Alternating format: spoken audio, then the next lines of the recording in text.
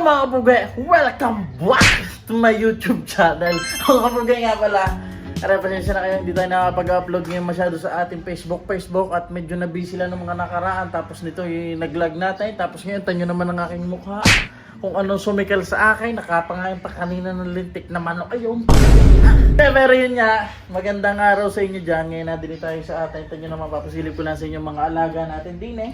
Ang iba, nasa balayan. Natin nila sa atin na si Miko. Tingnan nyo naman si Miko ang galbukan. Kaya hindi ko pa pinapasok din sa loob. Dahil may kailangan pa tayong ayos-ayusin dyan. Ang problema eh, hindi pa nadadala.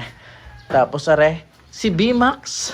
Tas ang ating YZ na basta nalaan natin nilalabas. Kaya hindi ko rin pinapasok doon sa loob. Kaya medyo galbukin na rin din eh. Pero yun hoy, goods na goods at silipin nyo naman. Wala eh. Malibag din ang makina eh, no? Ako, hindi rin sariwa.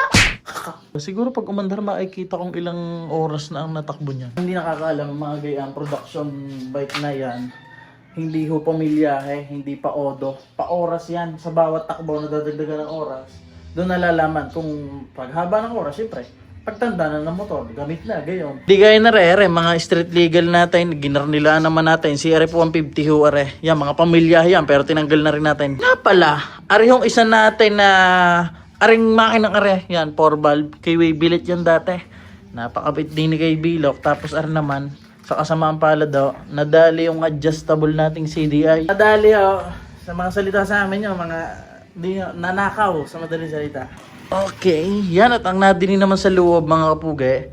Medyo nagkagalbukin na rin ng kapiraso at matagal tayong hindi nakakauwi. Konting pagpaglangan rin mga kapugay. Yan nariho ang ating Aerox na naka medyo circuit concept mga kapugay. Tingnan nyo naman. Upuan nga pala, shoutout paring Alpon.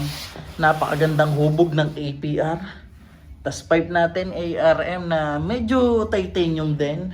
Tas naka RCB tayo na suspension. Flow Pro. Yan na. RCB din pala ang ating mags. Tapos medyo may mga carbon tayo dahil ang setup na ito dating ating alagang yan. Mga 17s na sabi ko Indo-Indo, yung mga Korean style daw. Ganyan. Si Ubit, hindi ko lang kung tandaan ng iba dyan.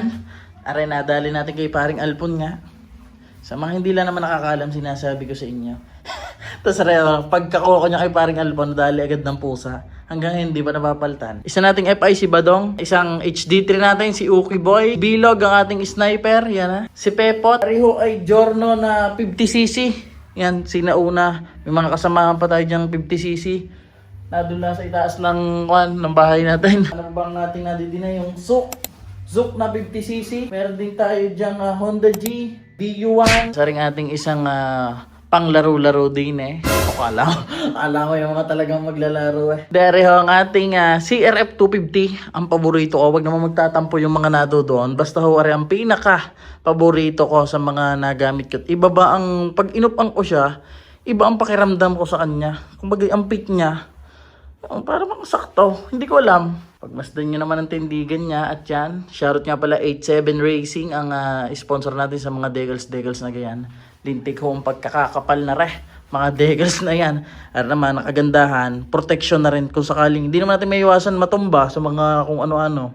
Kapal ho niya, hindi madadali yung urig niyang pagkakaha. Aray, nung nakuha natin, siguro ang oras na rin ay mga 5 hours gayon. Dahil napakasariwa din ho na rin, tas hindi ko naman masyadong nagamit. Tingnan nyo naman, silip naman ho yan sa makina at sa mga tornilyo. Kita nyo, may pentel pin pa yan. Talagang kumbaga hindi rin ho gamit. Space na, nadini natin si Clickbait si Berne. Kuryente. May powers ako. Sasabihin ng iba dyan. Parang hindi ko nakikita yung una mong alaga. Ayun siya mga kapugi. Nandito na ang ating alaga na si X4. Ari naman, rimset lang kulang yan. Tapos binomba din natin ng bagong taon. Tangke, niligyan muna natin ng garne. At yung tangke niya ay paparepaint ko pa dahil ubi ho yun. Ay pinaubi ko ang chassis. Hindi bagay pag ubi na lahat. Yun lang. Hindi pala nalilingilan pero ayusin natin yan mga kapugi. Talagang nagdaan lang na puro click ang ating upload. Ay di yun. Click serye. Ngayon naman nagdaan na wala tayong upload. Kaya nasabi ko sa inyo kanina naglagnatan. Tapos ngayon na medyo hahagyan nagkakapawis. Ngayon namimisikal-sikal. Nako, pagkakakate. Pinisilip ko nga lang sa inyo mga kapugay, ilan nating alaga din. Pero bago matapos, kawas Saba namang wala ng kapiraso? Lantags! Tira meu popozão,